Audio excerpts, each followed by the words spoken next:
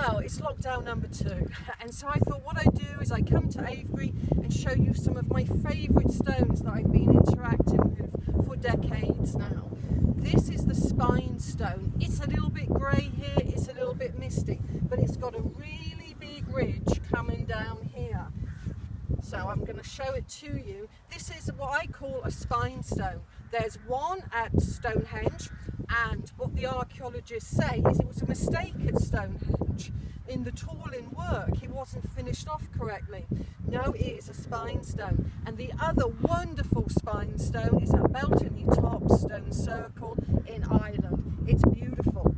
What I believe the ancestors were doing, they were using this to heal the chakra system. So for example, if I put my back and my head against this stone, it fits perfectly into my spine, hence it's called a spine stone. It is really strong around the solar plexus and the heart chakra and towards the top of my head as well. And it's like these 3 energy points that are really very powerful, and it's very interesting to note that our Druid ancestors didn't necessarily look at the 7 chakras, they looked at the 3 energy points which they called the cauldrons of power, devotion, emotion and spiritual. And I'm just going to show you now how the dowsing rod reacts to these 3 centres. So we've got one roughly around there, and then we've got one here, whoops, and then we've got one around here, which kind of equates to the chakra system.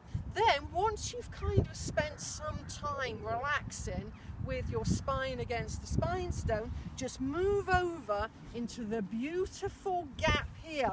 All of the spine stones have this.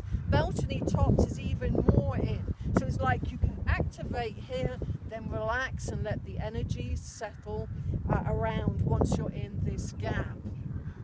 So I would recommend in lockdown, if you're feeling down, if you're feeling poorly, well, come here. I'm in the outer circle at Avebury, and now I'm going to show you my other favourite stone in this sector, which some call the evolution stone. So let's have a look at that one.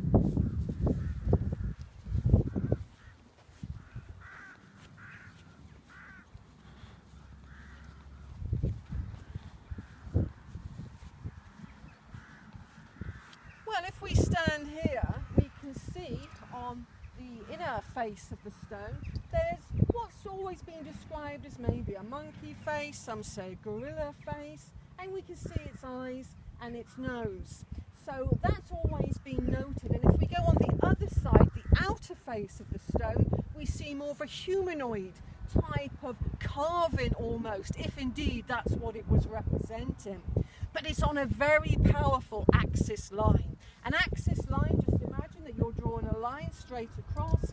The evolution stone here on the kind of monkey gorilla side faces the mid-summer sunrise, and the human face faces the midwinter sunset. So it's on a very important axis line.